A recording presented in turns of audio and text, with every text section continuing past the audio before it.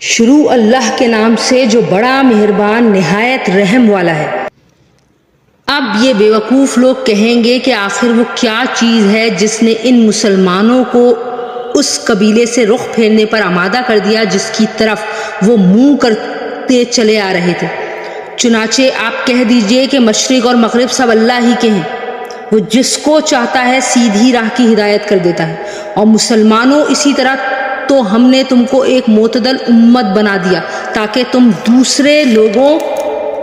پر گواہ بنو اور رسول تم پر گواہ بنے، اور جس قبیلے پر تم پہلے کاربند تھے اسے ہم نے کسی اور وجہ سے نہیں بلکہ صرف یہ دیکھنے کے لیے مقرر کیا تھا کہ کون رسول کا حکم مانتا ہے اور کون الٹے پاؤں پھر جاتا ہے۔ اور اس میں کوئی شک نہیں کہ یہ بات بہت بڑی تھی اور بڑی مشکل بھی، لیکن ان لوگوں کے لیے ذرا بھی مشکل نہ ہوئی جن کو اللہ نے ہدایت دے دی تھی، اور اللہ تعالیٰ ایسا نہیں ہے کہ تمہارے ایمان کو ضائع کر دے۔ در حقیقت اللہ لوگوں پر بہت شفقت کرنے والا بڑا مہربان ہے۔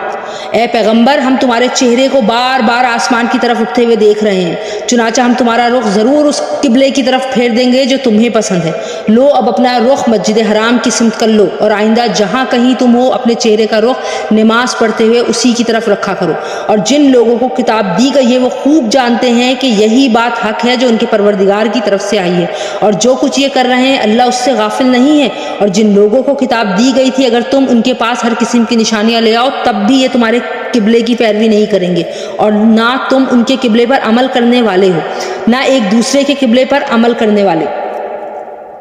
اور جو علم تمہارے پاس آ چکا اس کے بعد اگر کہیں تم نے ان کی خواہشات کی پیروی کر لی تو اس صورت میں یقیناً تمہارا شمار ظالموں میں ہوگا۔ جن لوگوں کو ہم نے کتاب دی ہے وہ اس کو اتنی اچھی طرح پہچانتے ہیں جیسے اپنے بیٹوں کو پہچانتے ہیں، اور یقین جانو کہ ان میں سے کچھ لوگوں نے حق کو جان بوجھ کر چھپا رکھا ہے، اور حق وہی ہے جو تمہارے پروردگار کی طرف سے آیا ہے، لہذا شک کرنے والوں میں ہرگز شامل نہ ہو جانا۔ اور ہر گروہ کی ایک سمت ہے جس کی طرف وہ رخ کرتا ہے، لہذا تم نیک کاموں میں ایک دوسرے سے آگے بڑھنے کی کوشش کرو۔ تم جہاں بھی ہوگے اللہ تم سب کو اپنے پاس لے آئے گا، یقیناً اللہ ہر چیز پر قادر ہے۔ اور تم جہاں سے بھی سفر کرنے کے لیے نکلو اپنا منہ نماز کے وقت مسجد حرام کی طرف کر لیا کرو، اور یقیناً یہی بات حق ہے جو تمہارے پروردگار کی طرف سے آئی ہے، اور جو کچھ تم کرتے ہو اللہ کو اس کی پوری پوری خبر ہے۔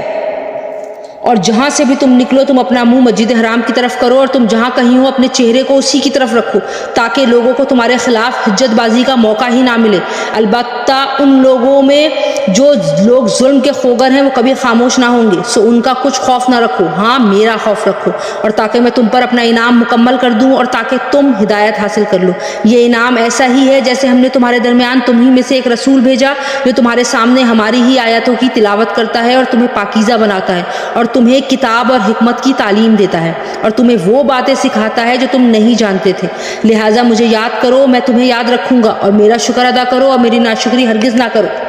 اے ایمان والو، صبر اور نماز سے مدد حاصل کرو، بے شک اللہ صبر کرنے والوں کے ساتھ ہے۔ اور جو لوگ اللہ کے راستے میں قتل ہوں ان کو ہرگز مردہ نہ کہنا، دراصل وہ زندہ ہیں مگر تم نے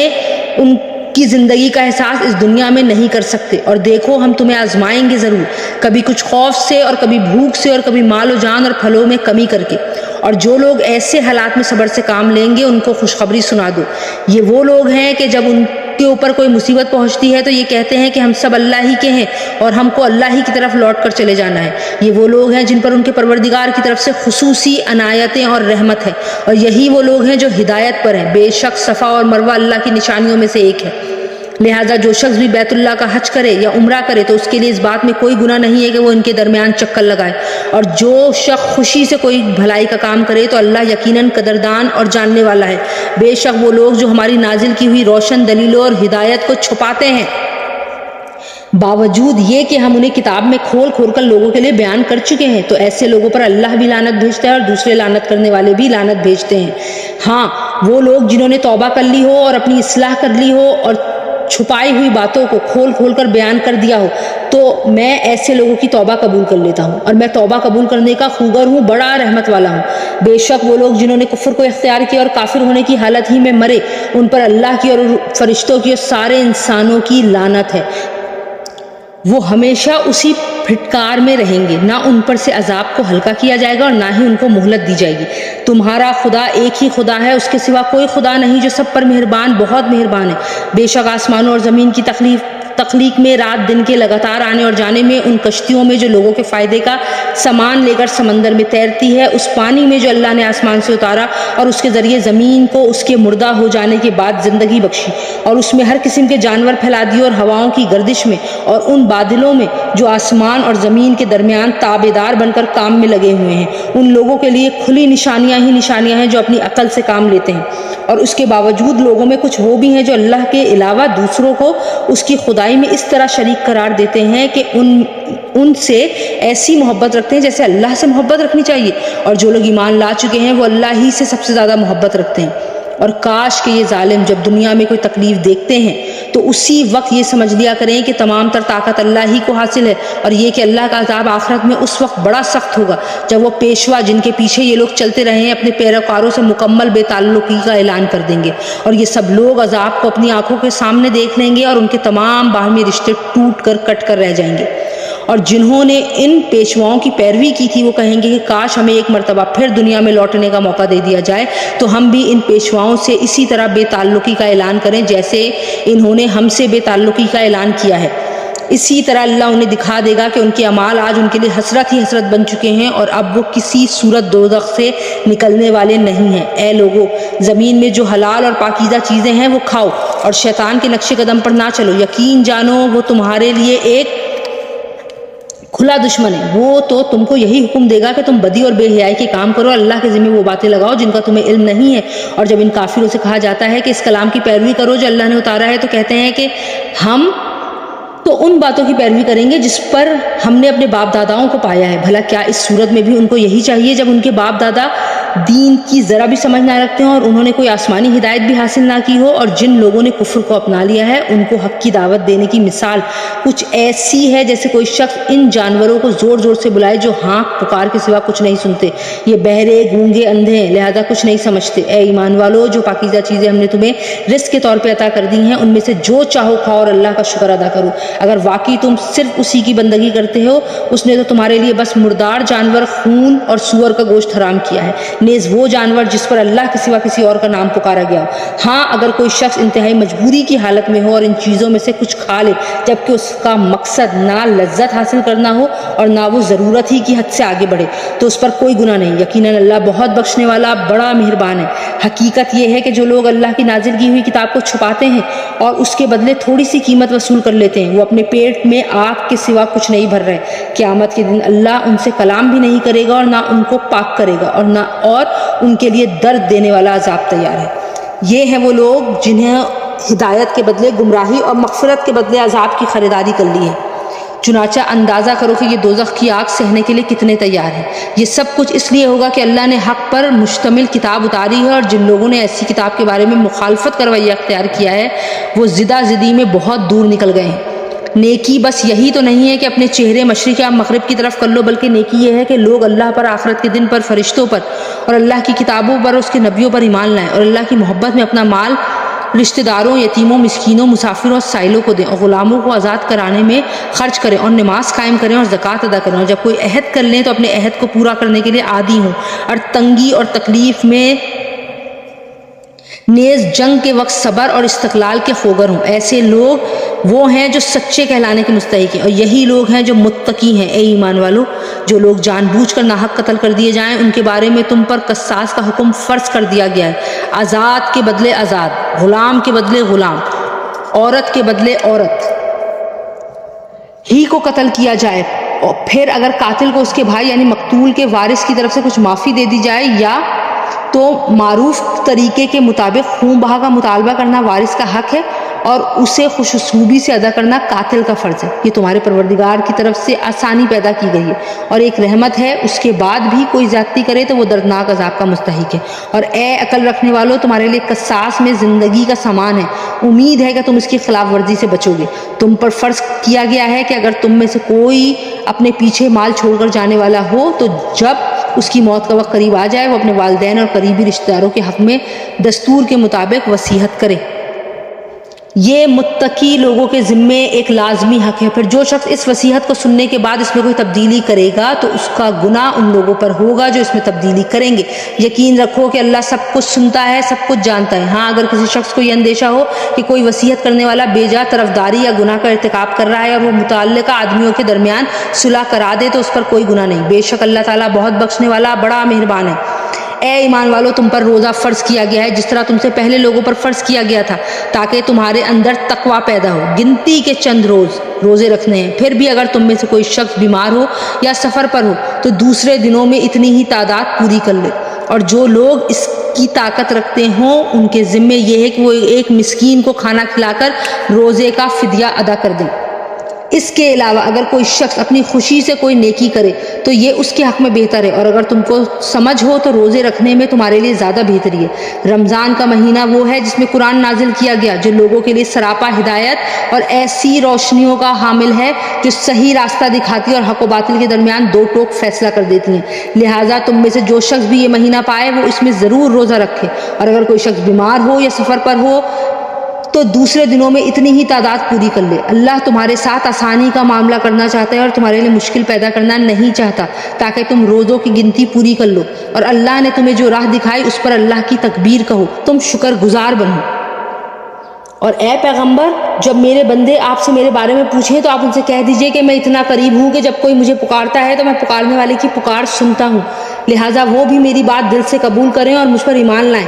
تاکہ وہ راہ راست پر آ جائیں۔ تمہارے لیے حلال کر دیا گیا ہے کہ روزوں کی رات میں تم اپنی بیویوں سے بے تکلف صحبت کرو، وہ تمہارے لیے لباس ہیں اور تم ان کے لیے لباس ہو۔ اللہ کو علم تھا کہ تم اپنے آپ سے خیانت کر رہے تھے، پھر اس نے تم پر عنایت کی اور تمہاری غلطی معاف فرما دی، چنانچہ اب تم ان سے صحبت کر لیا کرو، اور جو کچھ اللہ نے تمہارے لیے لکھ رکھا ہے اسے طلب کرو، اور اس وقت تک کھاؤ پیو جب تک سفید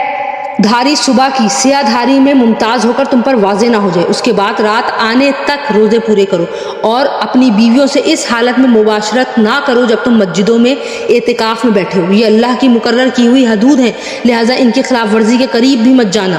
اسی طرح اللہ اپنی نشانیاں لوگوں کے سامنے کھول کھول کر بیان کرتا ہے تاکہ وہ تقوی اختیار کریں، اور آپس میں ایک دوسرے کا مال ناحق طریقوں سے نہ کھانا، اور نہ ان کا مقدمہ حاکموں کے پاس اس غرض سے لے کے جانا کہ لوگوں کے مال کا کوئی حصہ جانتے بوجھتے ہڑپ کرنے کا گناہ کرو۔ لوگ آپ سے نئے مہینوں کے چاند کے بارے میں پوچھتے ہیں، آپ انہیں بتا دیجئے کہ یہ لوگوں کے مختلف معاملات کے اور حج کے اوقات متعین کرنے کے لیے ہیں، اور یہ کوئی نیکی نہیں ہے کہ تم گھروں میں ان کی پشت کی طرف سے داخل ہو، بلکہ نیکی یہ ہے کہ انسان تقوی اختیار کرے اور تم گھروں میں ان کے دروازے سے داخل ہوا کرو، اور اللہ سے ڈرتے رہو تاکہ تمہیں فلاح حاصل ہو، اور ان لوگوں سے اللہ کے راستے میں جنگ کرو جو تم سے جنگ کرتے ہیں، اور زیادتی نہ کرو، یقین جانو کہ اللہ زیادتی کرنے والوں کو بالکل پسند نہیں کرتا، اور تم ان لوگوں کو جہاں پاؤ قتل کرو، اور انہیں اس جگہ سے نکال باہر کرو جہاں سے انہوں نے تمہیں نکالا تھا، اور فتنہ قتل سے زیادہ سنگین برائی ہے، اور تم ان سے مسجد حرام کے پاس اس وقت تک لڑائی نہ کرو جب تک وہ خود اس میں تم سے لڑائی شروع نہ کرے، ہاں اگر وہ تم سے اس میں لڑائی شروع کرے تو تم ان کو قتل کر سکتے ہو، ایسے کافروں کی یہی سزا ہے، پھر اگر وہ باز آ جائیں تو بے شک اللہ بہت بخشنے والا بڑا مہربان ہے، اور تم ان سے لڑتے رہو یہاں تک کہ فتنہ باقی نہ رہے اور دین اللہ کا ہو جائے، پھر اگر وہ باز آ جائیں تو سمجھ لو کہ تشدد سوائے ظالموں کے کسی پر نہیں ہونا چاہیے۔ حرمت والے مہینے کا بدلہ حرمت والا مہینہ ہے، اور حرمتوں پر بھی بدلے کے احکام جاری ہوتے ہیں، چنانچہ اگر کوئی شخص تم پر کوئی زیادتی کرے تو تم بھی ویسی ہی زیادتی اس پر کرو جیسی زیادتی اس نے تم پر کی ہو، اور اللہ سے ڈرتے رہو، اور اچھی طرح سمجھ لو کہ اللہ انہی کا ساتھ دیتا ہے جو اس کا خوف دل میں رکھتے ہیں، اور اللہ کے راستے میں مال خرچ کرو اور اپنے آپ کو خود اپنے ہاتھوں سے ہلاکت میں نہ ڈالو، اور نیکی اختیار کرو، بے شک اللہ نیکی کرنے والوں سے محبت کرتا ہے، اور حج اور عمرہ اللہ کے لیے پورا پورا ادا کرو، ہاں اگر تمہیں روک دیا جائے تو جو قربانی میسر ہو اللہ کے حضور پیش کر دو، اور اپنے سر اس وقت تک نہ منڈواؤ جب تک قربانی اپنی جگہ نہ پہنچ جائے، ہاں اگر تم میں سے کوئی شخص بیمار ہو یا اس کے سر میں کوئی تکلیف ہو تو روزوں یا صدقے یا قربانی کا فدیہ دے، پھر جب امن حاصل کر لو تو جو شخص حج کے ساتھ عمرے کا بھی فائدہ اٹھائے وہ جو قربانی میسر ہو اللہ کے حضور پیش کر دے۔ ہاں اگر کسی کے پاس اس کی طاقت نہ ہو تو وہ حج کے دنوں میں 3 روزے رکھے اور 7 روزے اس وقت جب تم گھروں کو لوٹ جاؤ۔ اس طرح یہ کل 10 روزے ہوں گے۔ یہ حکم ان لوگوں کے لیے ہے جن کے گھر والے مسجد حرام کے پاس نہ رہتے ہیں، اور اللہ سے ڈرتے رہو اور جان رکھو کہ اللہ کا عذاب بڑا سخت ہے۔ حج کے چند متعین مہینے ہیں، چنانچہ جو شخص ان مہینوں میں احرام باندھ کر اپنے اوپر حج لازم کر لے تو حج کے دوران نہ وہ کوئی فحش بات کرے، نہ کوئی گناہ، نہ کوئی جھگڑا، اور تم جو کوئی نیک کام کرو گے اللہ اسے جان لے گا۔ اور حج کے سفر میں زاد راہ ساتھ لے جایا کرو کیونکہ بہترین زاد راہ تقویٰ کا ہے۔ اور اے عقل والو میری نافرمانی سے ڈرتے رہو، تم پر اس بات میں کوئی گناہ نہیں ہے کہ تم حج کے دوران تجارت یا مزدوری کے ذریعے اپنے پروردگار کا فضل تلاش کرو۔ پھر جب تم عرفات سے روانہ ہو تو مشعر حرام کے پاس جو مزدلفہ میں واقع ہے اللہ کا ذکر کرو، اور اس کا ذکر اسی طرح کرو جس طرح اس نے تمہیں ہدایت کی ہے، جبکہ اس سے پہلے تم بالکل ناواقف تھے۔ اس کے علاوہ یہ بات بھی یاد رکھو کہ تم اسی جگہ سے روانہ ہو جہاں سے عام لوگ روانہ ہوتے ہیں، اور اللہ سے مغفرت مانگو، بے شک اللہ بہت بخشنے والا بہت بڑا مہربان ہے۔ پھر جب تم اپنے حج کے کام پورے کر چکو تو اللہ کا اس طرح ذکر کرو جیسے تم اپنے باپ داداؤں کا ذکر کیا کرتے ہو، بلکہ اس سے بھی زیادہ ذکر کرو۔ اب بعض لوگ تو وہ ہیں جو دعاؤں میں بس یہ کہتے ہیں کہ اے پروردگار ہمیں دنیا میں بھلائی عطا فرما، اور آخرت میں ان کا کوئی حصہ نہیں ہوتا، اور انہی میں سے وہ بھی ہیں جو یہ کہتے ہیں کہ اے ہمارے پروردگار ہمیں دنیا میں بھی بھلائی عطا فرما اور آخرت میں بھی بھلائی عطا فرما، اور ہمیں دوزخ کے عذاب سے بچا لے۔ یہ وہ لوگ ہیں جنہیں اپنے اعمال کی کمائی کا حصہ ثواب کی صورت میں ملے گا، اور اللہ جلد حساب لینے والا ہے۔ اور اللہ کو گنتی کے ان چند دنوں میں جب تم منع میں مقیم ہو یاد کرتے ہو، پھر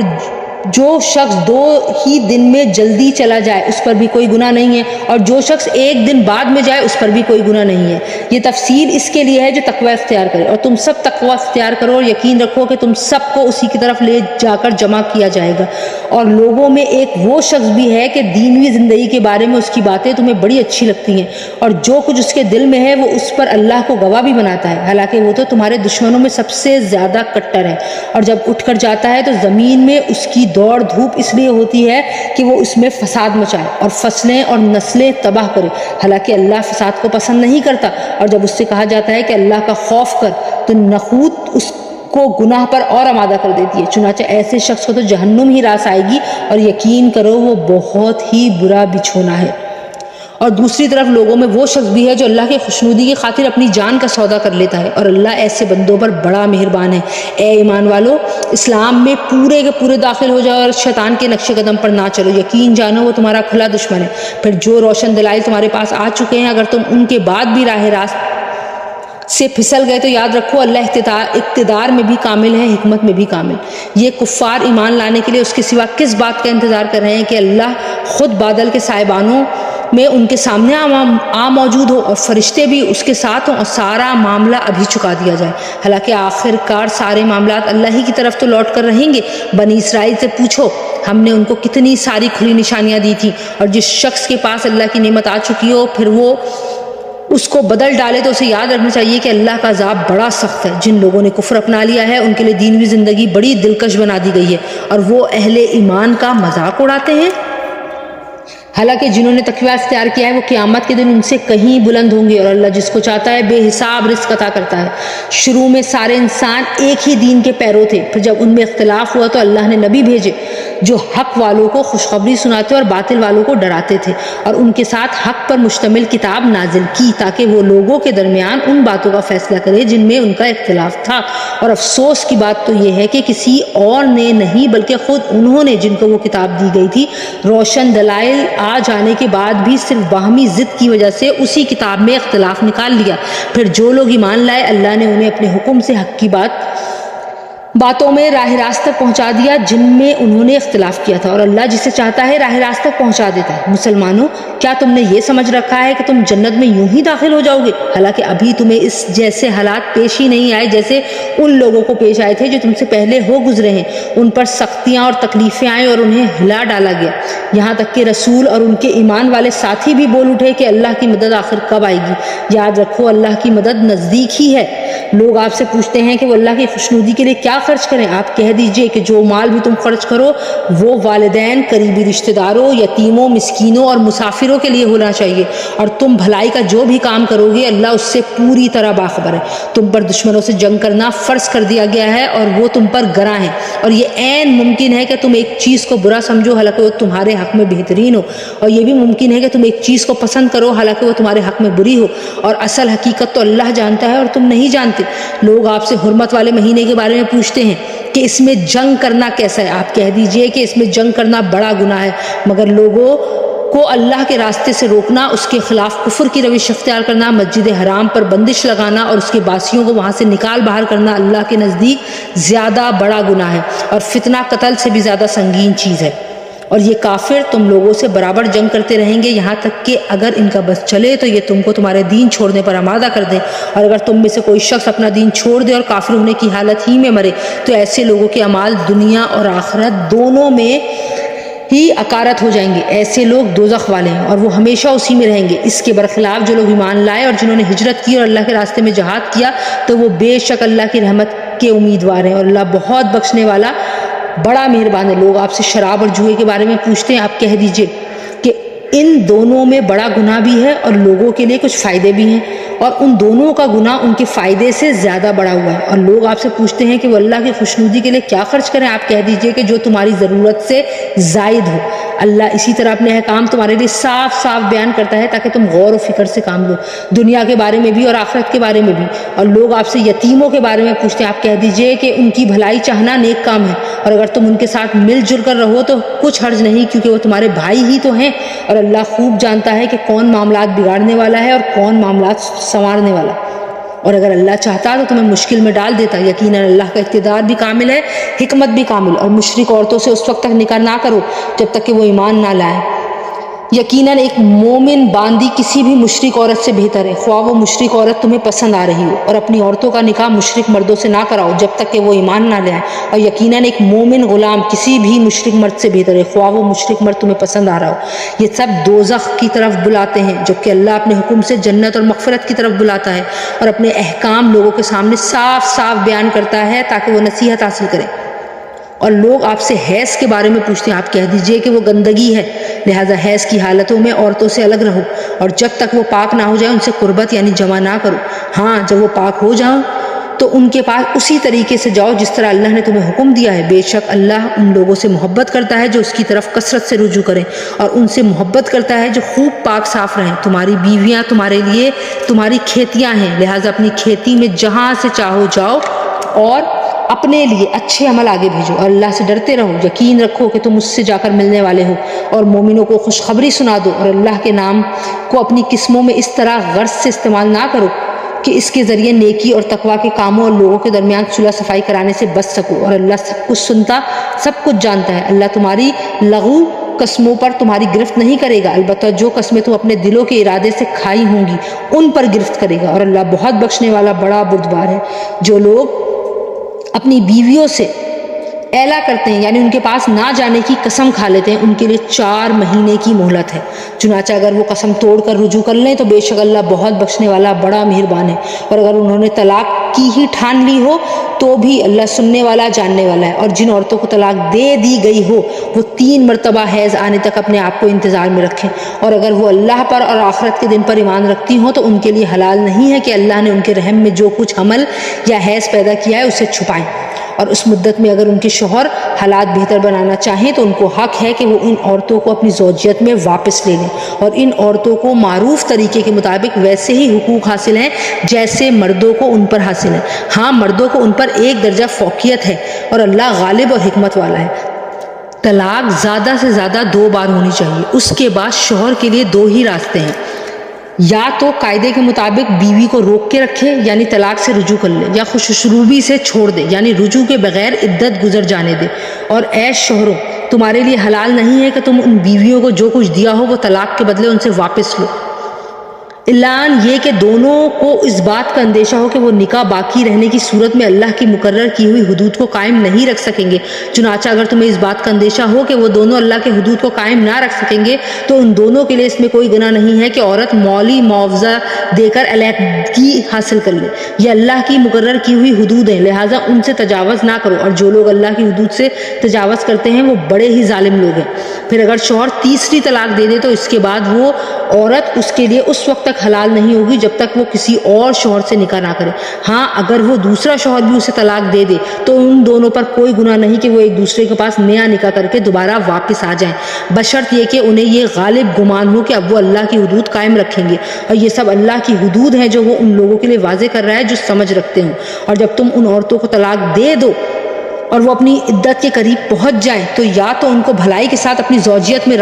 روک رکھو یا انہیں بھلائی کے ساتھ چھوڑ دو، اور انہیں ستانے کی خاطر اس لیے روک کر نہ رکھو کہ ان پر ظلم کر سکو، اور جو شخص ایسا کرے گا وہ خود اپنی ہی جان پر ظلم کرے گا۔ اور اللہ کی آیتوں کو مذاق مت بناؤ، اور اللہ نے تم پر جو انعام فرمایا ہے اسے اور تم پر جو کتاب اور حکمت کی باتیں تمہیں نصیحت کرنے کے لیے نازل کی ہیں انہیں یاد رکھو، اور اللہ سے ڈرتے رہو، اور جان رکھو کہ اللہ ہر چیز کو خوب جانتا ہے۔ اور جب تم نے عورتوں کو طلاق دے دی ہو اور وہ اپنی عدت کو پہنچ جائیں تو اے میکے والو انہیں اس بات سے منع نہ کرو کہ وہ اپنے پہلے شوہروں سے دوبارہ نکاح کریں، بشرط یہ کہ وہ بھلائی کے ساتھ ایک دوسرے سے راضی ہو گئے ہوں۔ ان باتوں کی نصیحت تم میں سے ان لوگوں کو کی جا رہی ہے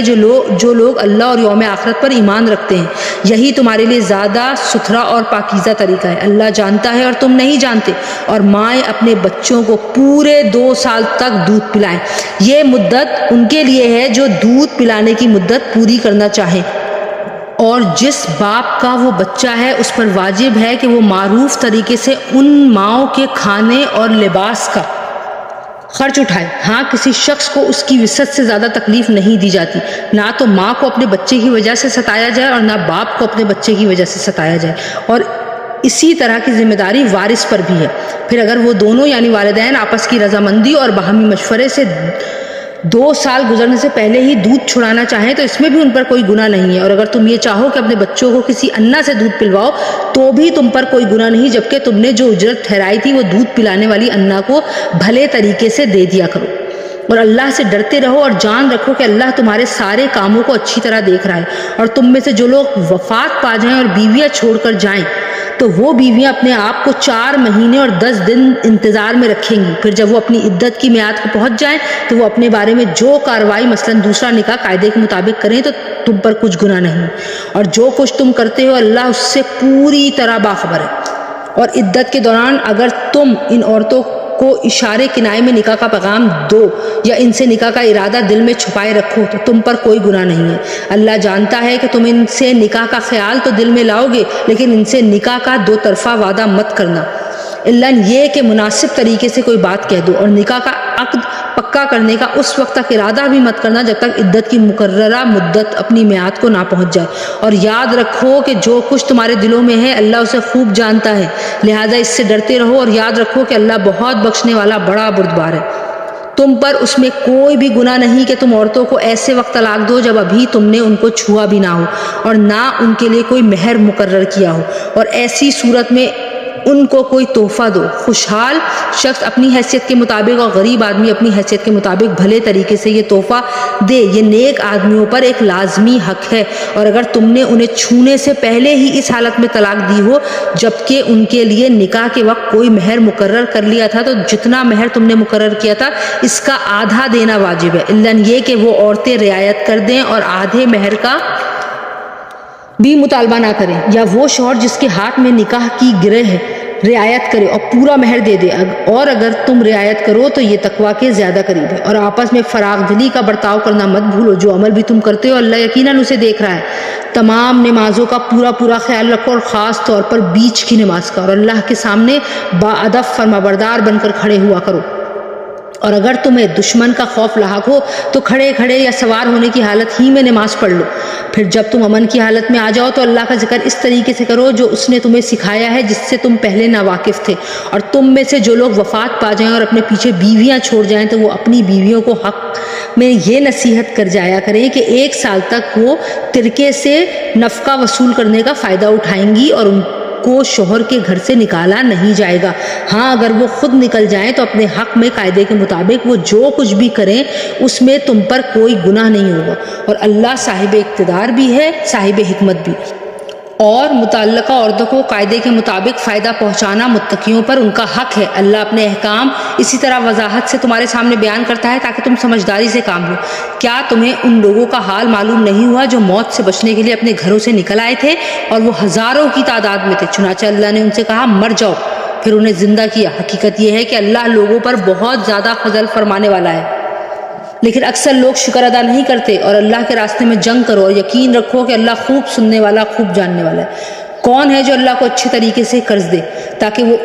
اسے اس کے مفاد میں اتنا بڑھائے چڑھائے کہ وہ بدلے جہاں زیادہ ہو جائے؟ اور اللہ ہی تنگی پیدا کرتا ہے اور وہی وسعت دیتا ہے، اور اسی کی طرف تم سب کو لوٹایا جائے گا۔ کیا تمہیں موسیٰ کے بعد بنی اسرائیل کے گروہ کے اس واقعے کا علم نہیں ہوا جب انہوں نے اپنے ایک نبی سے کہا تھا کہ ہمارا ایک بادشاہ مقرر کر دیجیے تاکہ اس کے جھنڈے تلے ہم اللہ کے راستے میں جنگ کر سکیں؟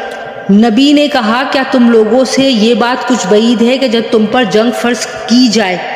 تو تم نہ لڑو؟ انہوں نے کہا بھلا ہمیں کیا ہو جائے گا جو ہم اللہ کے راستے میں جنگ نہ کریں گے، حالانکہ ہمیں اپنے گھروں اور اپنے بچوں کے پاس سے نکال باہر کیا گیا ہے۔ پھر ہوا یہی کہ جب ان پر جنگ فرض کی گئی تو ان میں سے تھوڑے لوگوں کو چھوڑ کر باقی سب پیٹ پھیر گئے، اور اللہ ظالموں کو خوب جانتا ہے۔ اور ان کے نبی نے ان سے کہا کہ اللہ نے تمہارے لیے طالوت کو بادشاہ بنا کر بھیجا ہے۔ کہنے لگے بھلا اس کو ہم پر بادشاہ کرنے کا حق کہاں سے آ گیا؟ ہم اس کے مقابلے میں بادشاہت کے زیادہ مستحق ہیں، اور اس کو تو مالی وسعت بھی حاصل نہیں۔ نبی نے کہا اللہ نے ان کو تم پر فضیلت دے کر چنا ہے اور انہیں علم اور جسم میں تم سے زیادہ وسعت عطا کی ہے، اور اللہ اپنا ملک جس کو چاہے دے دیتا ہے، اور اللہ بڑی وسعت والا اور بڑے علم رکھنے والا ہے۔ اور